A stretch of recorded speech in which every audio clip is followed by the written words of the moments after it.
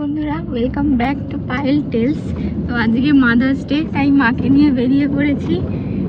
আর কোথায় যাব না যাব সব দেখাবো। কোথায় যাব আমি নিজেও জানি না, কারণ দিদি ভাইরাও যাচ্ছে আমাদের সাথে, গোগুলও যাচ্ছে। তো জানি না কোথায় যাব, কিন্তু বেরিয়ে পড়েছি। এখন যাচ্ছি towards Rabindra Sarobar metro station. তো কোথায় যাব না যাব সব দেখাবো। মা একটু হাই করে দাও। তো চলুন আমাদের সাথে, লেটস গো।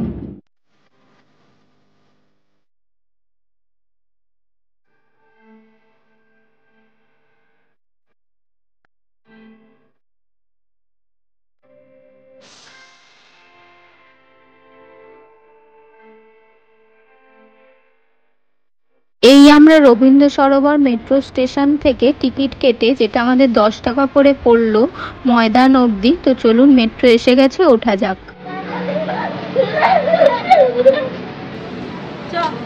কোথায় যাচ্ছি আমরা? কোথায় যাচ্ছি বলে দাও? আমরা যাচ্ছি মিউজিয়াম। নেমে গেছি, তো এখন এগোচ্ছি গেটের দিকে। ময়দান দিয়ে নেমেছি, আর ময়দান থেকে এবার আমরা বেরোচ্ছি গেটের দিকে। আমরা ময়দান মেট্রো স্টেশনের গেট নাম্বার 1 থেকে বেরোলাম, কারণ মোহরকুঞ্জ আর এলিয়েট পার্কের গেটটা এই দিকেই পড়ে। আর আমরা এখন যাচ্ছি টুয়ার্ডস মোহরকুঞ্জের গেট, কারণ ওখানেই হচ্ছে মোহরকুঞ্জের এই যে গেটটা দেখা যাচ্ছে, এইখান থেকেই ভিক্টোরিয়ার লাইট অ্যান্ড সাউন্ডের শোয়ের টিকিটটা পাওয়া যায়। তো চলুন আমরা টিকিটের দিকে যাই। হচ্ছে টিকিটের কাউন্টার, তো এখান থেকে এসেই টিকিটটা কেটে নেবেন। তো টিকিটের প্রাইস হচ্ছে 100, আর এইখানে টিকিট কাটার পর লাইন দেবেন। আর আমাদের শোটা হচ্ছে 6:30 থেকে। দুটো শো চলে, একটা হচ্ছে 5:30 থেকে 6:30, আর আমাদের শোটা ছিল 6:30 থেকে 7:30। আর টিকিটের প্রাইস হচ্ছে 100 পার পার্সন। বাচ্চাদেরও 3 বছরের ঊর্ধ্বে লাগে টিকিট। এটা হচ্ছে প্রজেক্টরটা, যেটা দিয়ে আমাদের শোটা দেখাবে। এই যে এই প্রজেক্টরটা দিয়ে এই ভিক্টোরিয়া মেমোরিয়ালের এইখানটায় শোটা দেখবে। আর ভিউটা দারুণ লাগছে, দেখুন দূরে ওই সেকেন্ড হুগলি ব্রিজটাও দেখা যাচ্ছে। এই যে একটু জুম করছি, দেখুন এই যে সেকেন্ড ব্রিজটাও দেখা যাচ্ছে। অ্যাকচুয়ালি আমাদের রাত্রিবেলা ভিক্টোরিয়া অ্যালাউ ছিল না, এই শো এর জন্য রাত্রিবেলা ভিক্টোরিয়া দেখারও সুযোগ হয়ে গেছে।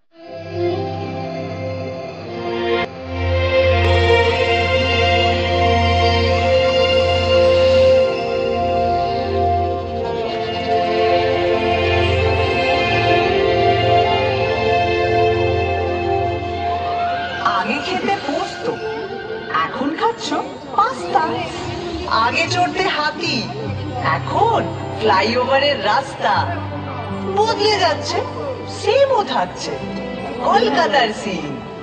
উঁচু থেকে সার্ভে করছি অনেক অনেক দিন, সেসব গল্প বলবো এবার। 1, 2, 3।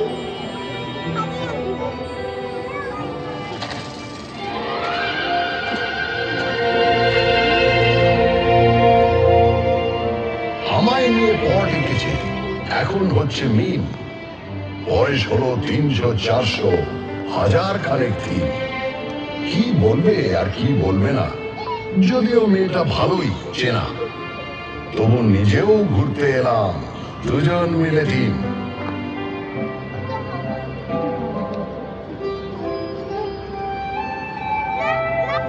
আপনারা এখন যেখানে বসে আছেন, এক সময় সেখানে এ ঘোরাফেরা করতো।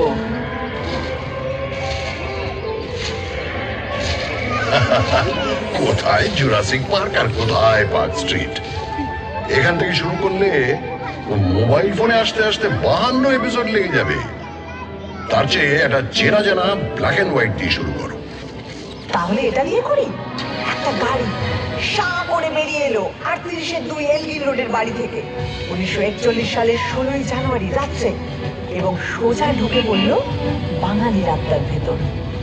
না না না না না, নেতাজি সুভাষচন্দ্র বসু তার আগেই কলকাতার আত্মায় ছিলেন। উনি তো 1930-এ কলকাতার মেয়র হয়েছিলেন। কংগ্রেসের প্রেসিডেন্ট হয়ে তিনি ভারতের আত্মায়। তবে ব্রিটিশদের চোখে এক মন ধুলো দিয়ে ওই মহানিষ্ক্রমণ। 3-4 রকম ছদ্মবেশ, একেবারে থ্রিলার। তার উপরে আক্ষরিক অর্থেই তিনি মৃত্যুহীন। সেরকম সুপার হিরো কলকাতা আর পাইনি।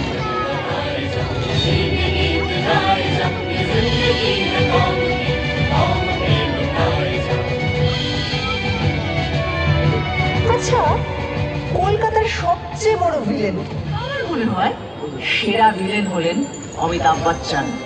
অমিতাভ বচ্চন কেন? বারে তিনি কলকাতায় চাকরি করলেন, নাটক করলেন, আর সিনেমাটা কিনা মুম্বাইতে গিয়ে করতে হলো। কি হতো বাংলা সিনেমার নায়ক হলে? সে তো ক্লিফ রিচার্ডও ছোটবেলায় কলকাতায় ছিলেন, মানে হাওড়ায়, কিন্তু সে তো একই হলো, অত বড় একটা গায়ক। এখানে দাঁড়িয়ে হয়তো সুমন চ্যাটার্জির মতো জীবনমুখী শুরু করে দিলেন।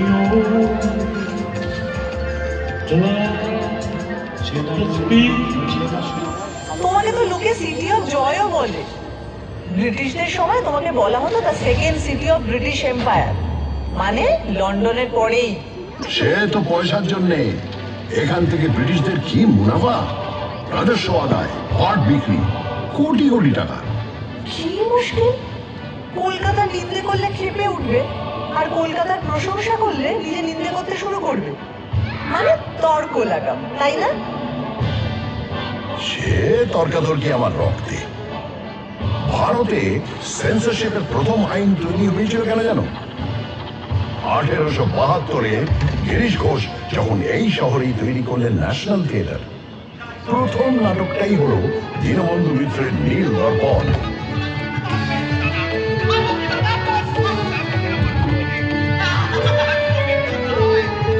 বছর তিনেক বাদে যখন এই দল সারা ভারত ট্যুর করছে, লখনৌতে নাটকটা হচ্ছে।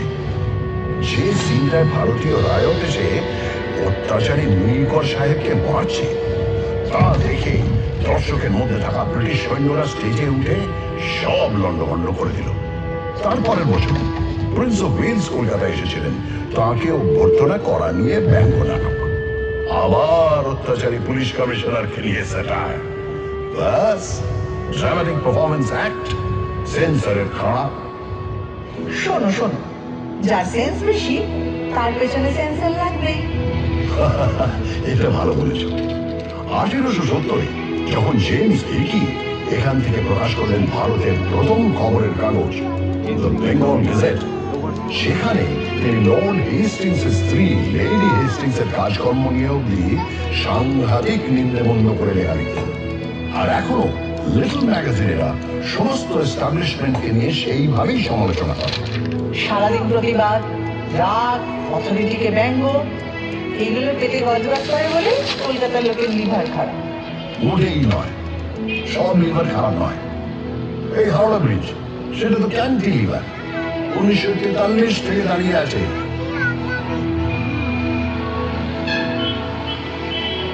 তা বটে, রোজ লাখ লাখ গাড়ি ঘোড়া, মানুষ, কত কিছুই যাচ্ছে, অথচ এতটুকু টস খায় না। এদিকে নাকি গোটা ব্রিজে একটা স্ক্রু নেই। ওই জন্যই যাদের মাথার স্ক্রু ঢিলে তারা প্রায় হাওড়া ব্রিজের মাথায় চড়ে বসে। ওখান থেকে ভিউটা ইমাজিন করতে পারছো? আরে বাবা, আমি পারবো না। বছরের পর বছর ভিক্টোরিয়া মেমোরিয়ালের টঙে ডানা মেলে ঠাঁই দাঁড়িয়ে কলকাতার মানুষের প্রেম দেখেছি, খুনসুটি দেখেছি। এদিকে তাকালে একাডেমি অফ ফাইন আর্টস এর এক্সপেরিমেন্টাল পেইন্টিং, ওদিকে তাকালে রেস কোর্সের ঘুম ধরে টাকা ওড়ানো, আবার অন্যদিকে ক্লাবে ক্লাবে কোট প্যান্ট পরা কলকাতায় বাবুদের ইংরেজি আনা। ভিউজ আর নিউজ শেখাচ্ছ আমাকে? তোর নারী নক্ষত্র চিনি, বুঝলে? এবার নামো সাথী, পথে হবে পড়ছে না, পথে এবার নামো সাথী, পথে হবে পড়ছে না, চন্দ্রতে নামে মনোরথের ঠিকানা, হবে চেনা, হবে জানা, পথে এবার নামো সাথী, পথে হবে। আচ্ছা, শুধু নবান্ন কেন, আরো অনেক অবিস্মরণীয় গান, নাটক, সিনেমা জন্মেছে এখান থেকে। আইপিটিআর তো ঝলমলে হিরে, উৎপল দত্ত, সুচিত্রা মিত্র, জ্যোতিরিন্দ্র মৈত্র, দেবব্রত বিশ্বাস, সলিল চৌধুরী, তৃপ্তি মিত্র, ঋত্বিক ঘটক এবং এরই ভাবশিষ্য মৃণাল সেন। শিল্পকে সমাজ বদলের অস্ত্র হিসাবে ব্যবহার করব, আর তা অতুলনীয় উৎকর্ষ আবেগ দিয়ে জাগিয়ে তুলবে হাজার হাজার মানুষকে। এই জাদু বিপ্লবের রথ হই হই করে চলেছিল অনেক দূর।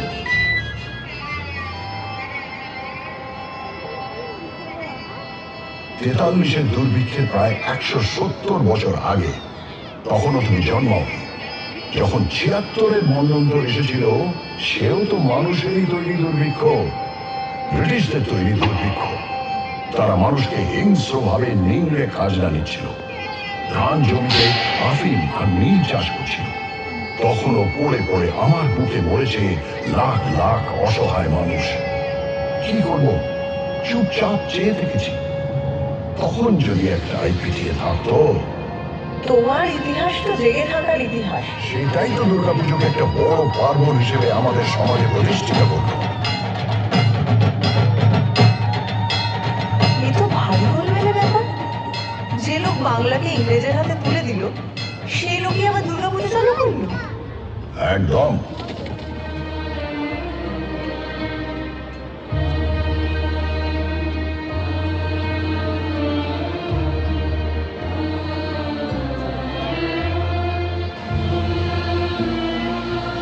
রেনেসাঁর কথা ভাবলে সত্যি দাগ লেগে যায়। শুধু ঠাকুর পরিবারের কথা বলতে গেলেই তো হাঁপিয়ে পড়ব।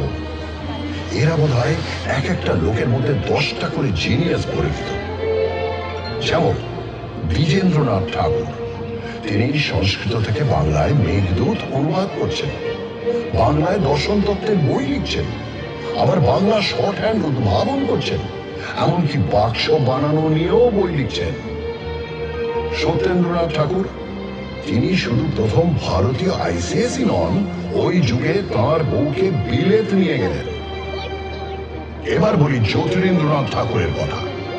তিনি একাধারে সুরকার, চিত্রকর, নাট্যকার, পরিচালক, এমনকি অভিনেতাও। দেবেন্দ্রনাথ ঠাকুর, তিনি তো 3 ঘন্টায় গড়গড়িয়ে ডিকটেশন দিয়ে লিখে ফেললেন ব্রাহ্ম ধর্মের বই। গগনেন্দ্রনাথ অসামান্য চিত্রকর, কার্টুনও আছেন, ছবিতে কিউবিস্ট ভাবও আনছেন। আর অবনীন্দ্রনাথ ঠাকুর, তাঁর আঁকা ছবি আর লেখা গল্প, এই দুই বাংলা সংস্কৃতির বিস্ময়।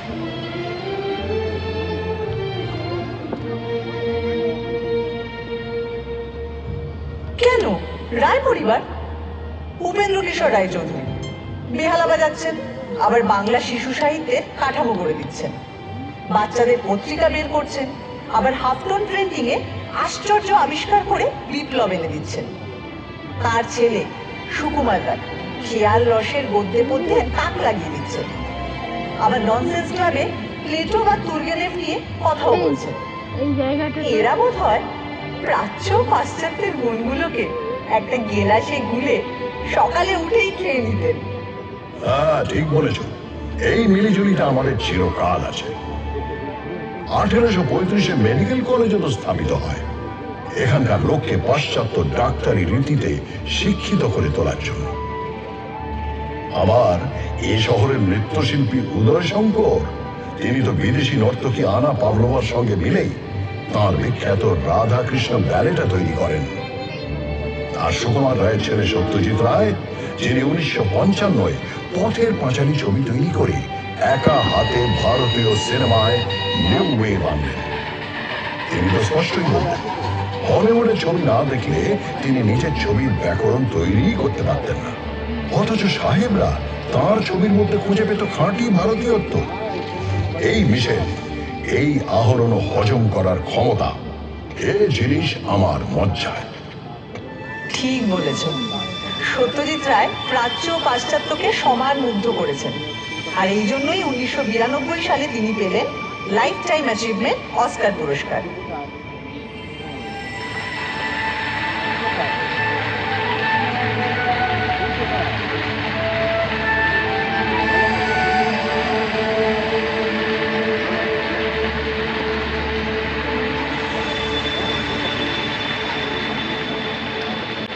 হ্যাঁ, কিন্তু এটা ভুলো না, ওই বছরেই সত্যজিতেরই গোড়ার দিকের ছবির ক্যামেরাম্যান সুব্রত মিত্র, তিনি পেলেন Eastman Kodak life time achievement for excellence in cinematography. অদ্ভুত, সুব্রত মিত্র পৃথিবীর এক সেরা ক্যামেরাম্যান, কিন্তু তার নামটা সেভাবে প্রচারই পেল না। এই আনসাং হিরোদের নিয়ে তোমার এই হইচইটা একটু বোঝাও তো। এটা আদিক্ষেতা না উদারতা? আমি না ঠিক আন্দাজ করতে পারি না। কারণ নামে প্রশংসা করলে কলকাতাইয়ারা তক্ষুনি আরেকটা নাম পকেট থেকে ফস করে বের করে বলে, উনি তো দর পেলেন না, কিন্তু মহান ছিলেন। হ্যাঁ, বলবো নয় বা কেন? কলকাতার মানুষ যেমন জয়ীকে নিয়ে নাচানাচি করে, তেমনি তথাকথিত পরাজিতকেও তার মূল্য দিতে জানে। সে হয়তো গোড়ার দিকে ছিল, তারপর যতই ঘটি ভাঙার লড়াই ফুটবলের মাঠে থাকুক আর রান্নার পাতে থাকুক, সবাই মিলেমিশে এক হয়ে গেছে, এতে তো সন্দেহ নেই। এতেও সন্দেহ নেই যে এই উদ্বাস্তুদের যথোচিত সম্মান দিয়ে তাদের থাকা খাওয়ার সংগ্রামে পাশে দাঁড়ানোর কাজ করেছিল বলে বাম রাজনীতি একসময় অনেকখানি মিশে গিয়েছিল আমার ডিএনএতে। উদ্বাস্তুরা তো আবারও এসেছে বাংলাদেশের মুক্তিযুদ্ধের সময় 1971-এ, এখনো অনেকে আসছেন। কলকাতা তো কাউকে ফেরায় না। তা ঠিক, শেষমেশ সবাইকে নিয়ে কাবাব খায় বা বিরিয়ানি। এই যে দুটো নাম বললে, এই খাবারগুলোই কলকাতায় আসতো না যদি না আরেক পরাজিতকে কলকাতা সসম্মানে ঠাঁই দিত। সেটা আবার কিরকম? ওয়াজিদ আলী শাহ, অওধের নবাব।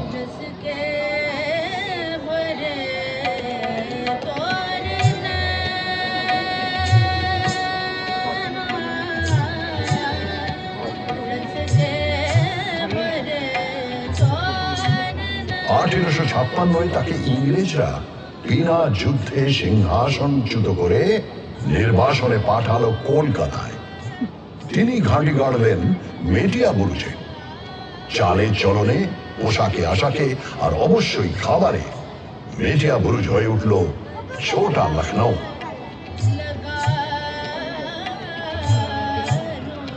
এখানকার গান বাজনা নাচ তো প্রভাবিত হলোই, জিভের কোষ আর রান্নার হাঁড়ি প্রভাবিত হলো তার চেয়েও বেশি। এখন যে কলকাতার রাস্তার ধারে ধারে কাবাব আর বিরিয়ানির দোকান, তার মূলে ওই অগৌরবের নির্বাসন। জীবনের ধন কিছুই যাবে না ফেলা, কলকাতা এটা জানে, এই তার রেলা। তার ম্যাজিক দেখতে সবাই এসেছে, কিন্তু 10 মিনিট হয়ে গেছে ম্যাজিশিয়ানের আসার নামই নেই। সবাই অস্থির, অধৈর্য। হঠাৎ সবাই শুনতে পেল হিয়ার আই অ্যাম। চমকে তাকিয়ে দেখলো মঞ্চে তিনি বললেন, ঠিক সময় তো এসেছি, ঘড়িটা দেখুন তো। চমকে তাকিয়ে সবাই দেখলো ঘড়ির কাঁটা পিছিয়ে গিয়েছে 10 মিনিট। সব ঠিক আছে।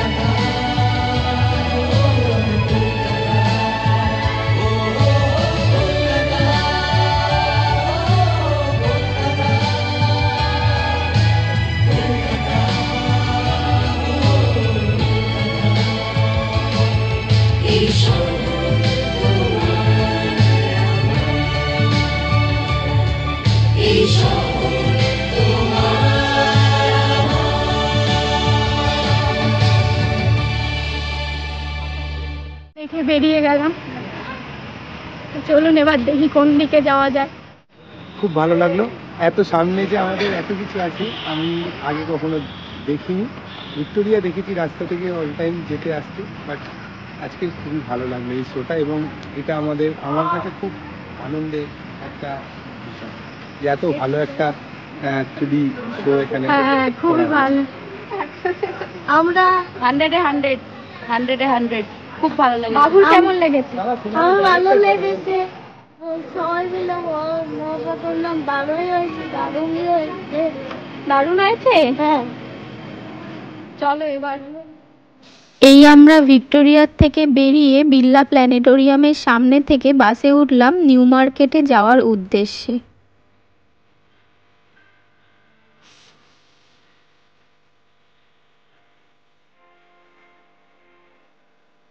এই নিউ মার্কেটে চলে এলাম। নিউ মার্কেটে আজকে একটু বেশি ভিড়, কারণ হচ্ছে রবিবার। নিউ মার্কেটে মেনলি আমরা এসছি খেতে, পরে কোনো দিন আমি নিউ মার্কেটে এলে সেদিনকার ফুল ব্লগ দেখাবো। তো চলুন এখন খাওয়ার দিকে যাওয়া যাক।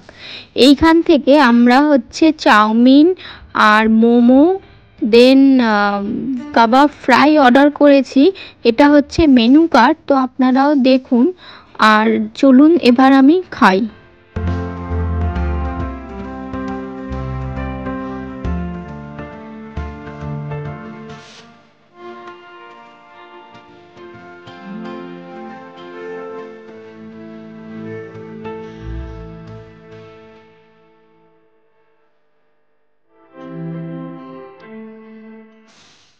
ঘোরাই হয়ে গেল, এবার আমরা যাচ্ছি বাড়ির উদ্দেশ্যে। তো পুরো ভিডিওটি কেমন লাগলো কমেন্ট করে জানাবেন, আর ভিডিওটি ভালো লেগে থাকলে লাইক করবেন এবং শেয়ার করবেন, আর চ্যানেলটি যদি সাবস্ক্রাইব না করা থাকে তাহলে একটু সাবস্ক্রাইব করে দেবেন।